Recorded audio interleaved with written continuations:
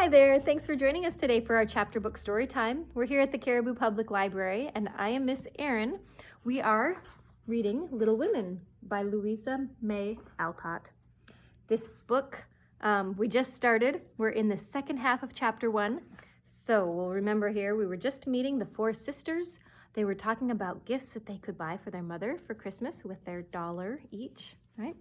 And they just started talking about a play that they were going to be performing on Christmas night. I don't mean to act any more after this time. I'm getting too old for such things, observed Meg, who was as much a child as ever about dressing up frolics.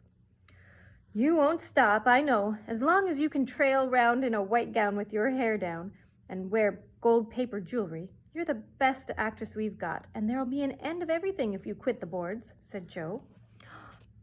We ought to rehearse tonight. Come here, Amy, and do the fainting scene, for you are as stiff as a poker in that. I can't help it. I never saw anyone faint, and I don't choose to make myself all black and blue, tumbling flat as you do. If I can go down easily, I'll drop. If I can't, I shall fall into a chair and be graceful. I don't care if Hugo does come at me with a pistol, returned Amy, who was not gifted with dramatic power, but was chosen because she was small enough to be borne out shrieking by the hero of the piece. Do it this way. Clasp your hands so and stagger across the room, crying frantically, Rodigerò, save me, save me! And away went Jo with a melodramatic scream which was truly thrilling. Amy followed, but she poked her hands out stiffly before her and jerked herself along as if she went by machinery. And her ow was more suggestive of pins being run into her than of fear and anguish. Jo gave a despairing groan, and Meg laughed outright, while Beth let her bread burn as she watched the fun with interest. It's no use. Do the best you can, and when the time comes, and if the audience shout, don't blame me. Come on, Meg. Then things went smoothly, for Don Pedro defied the world in a speech of 2 pages without a single break. Hagar, the witch, chanted an awful incantation over her kettle of simmering toads, with weird effect. Rodigerò rent his chains asunder manfully, and Hugo died in agonies of remorse and arsenic, with a wild ha ha ha. It's the best we've had yet, said Meg, as the dead villain sat up and rubbed his elbows. I don't see how you can write and act such splendid things, Jo. You're a regular Shakespeare, exclaimed Beth, who firmly believed that her sisters were gifted with wonderful genius in all things. Not quite, replied Jo modestly. I do think The Witch's Curse, an operatic tragedy, is rather a nice thing, but I'd like to try Macbeth, if only we had a trapdoor for Banquo. I always wanted to do the killing part. Is that a dagger that I see before me? Muttered Jo, rolling her eyes and clutching at the air, as she had seen a famous tragedian do. No, it's the toasting fork, with Ma's shoe on it instead of the bread. Beth stage-struck, cried Meg, and the rehearsal ended in a general burst of laughter. Glad to find you so merry, my girls, said a cheery voice at the door, and actors and audience turned to welcome a stout, motherly lady with a can I help you look about her, which was truly delightful.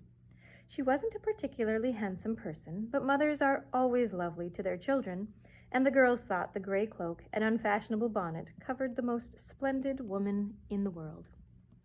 Well, dearies, how have you got on today? There was so much to do, getting the boxes ready to go tomorrow, that I didn't come home to dinner. Has anyone called, Beth? How is your cold, Meg? Jo, you look tired to death. Come and kiss me, baby. While making these maternal inquiries, Mrs. March got her wet things off, her hot slippers on, and sitting down in the easy chair, drew Amy to her lap, preparing to enjoy the happiest hour of her busy day. The girls flew about trying to make things comfortable, each in her own way. Meg arranged the tea table. Jo brought wood and set chairs, dropping, overturning, and clattering everything she touched.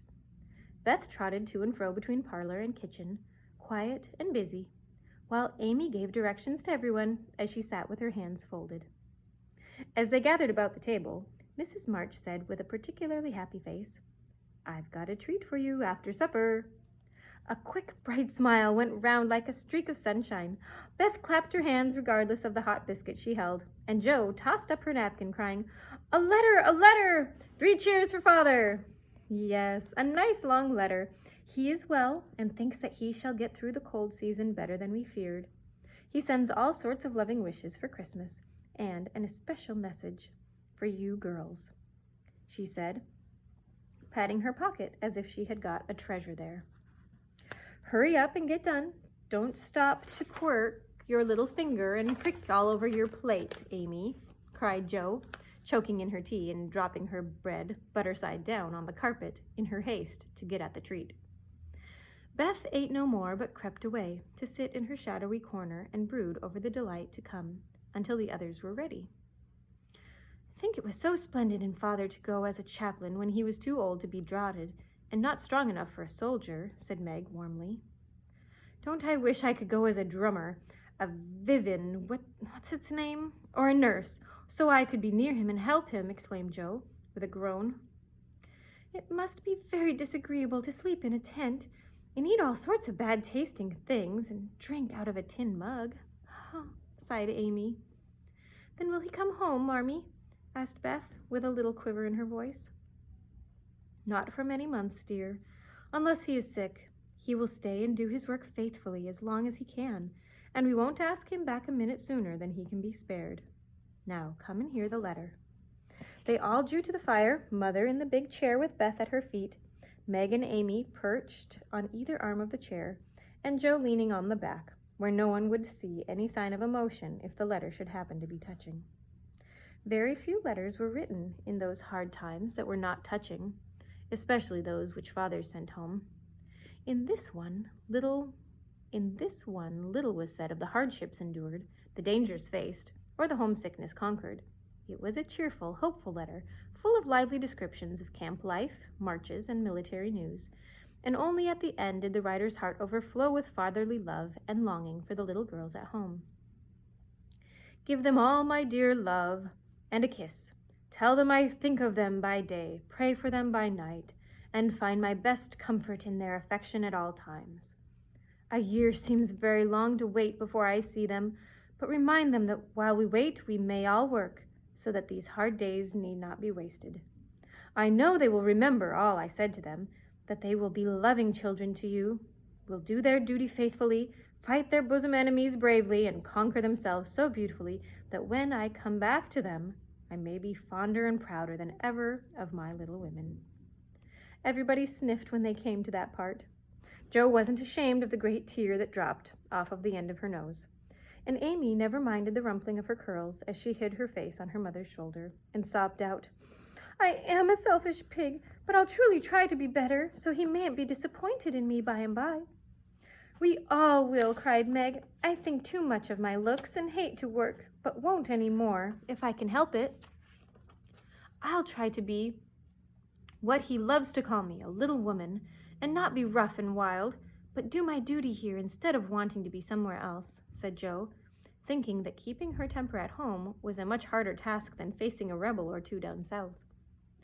Beth said nothing, but wiped away her tears with a blue army sock, and began to knit with all her might, losing no time in doing the duty that lay nearest to her, while she resolved in her quiet little soul to be all that father hoped to find her when the year brought round the happy coming home. Mrs. March broke the silence that followed Jo's words by saying in her cheery voice, Do you remember how you used to play Pilgrim's Progress when you were little things?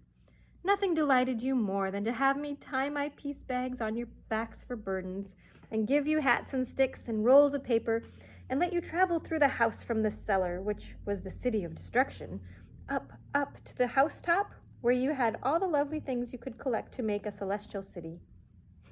What fun that was, especially going by the lions, fighting Apollyon, and passing through the valley where the hobgoblins were, said Jo. I liked the place where the bundles fell off and tumbled downstairs, said Meg.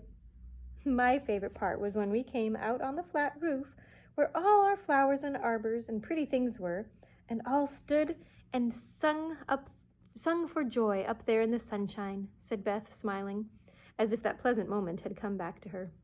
I don't remember much about it, except that I was afraid of the cellar and the dark entry, and always liked the cake and milk that we had up at the top.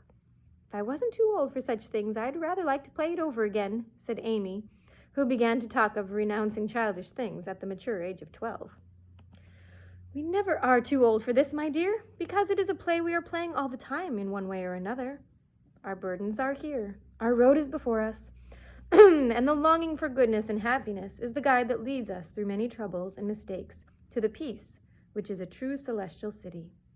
Now, my little pilgrims, suppose you begin again, not in play, but in earnest, and see how far on you can get before Father really comes home.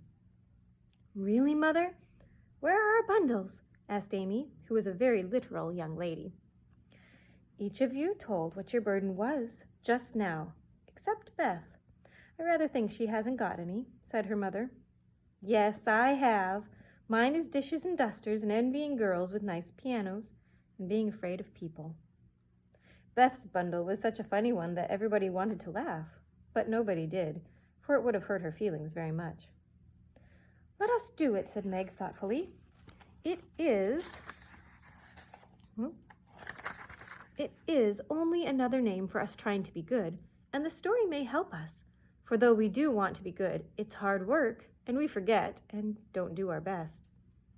We were in the Slough of Despond tonight, and Mother came and pulled us out, as Help did in the book. We ought to have our roll of directions like Christian.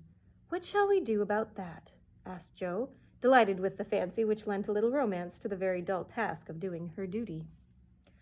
Look under your pillows Christmas morning, and you will find your guidebook, replied Mrs. March. They talked over the new plan while old Hannah cleared the table. Then out came the 4 little work baskets, and the needles flew as the girls made sheets for Aunt March. It was uninteresting sewing, but tonight no one grumbled.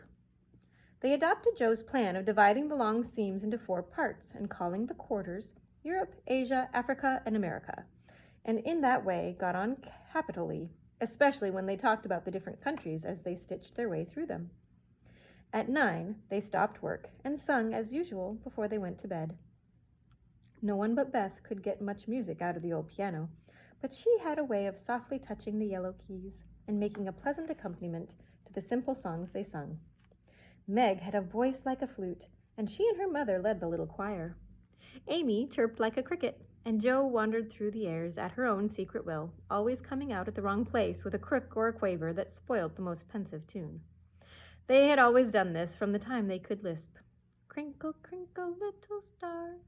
And it had become a household custom, for the mother was born singer. For the mother was a born singer. The first sound in the morning was her voice, as she went about the house singing like a lark, and the last sound at night was the same cheery sound, for the girls never grew too old for that familiar lullaby. Well, that's the end of chapter 1, So tomorrow we'll continue on with chapter 2, which is about a Merry Christmas. All right, we'll see you then. Bye for now.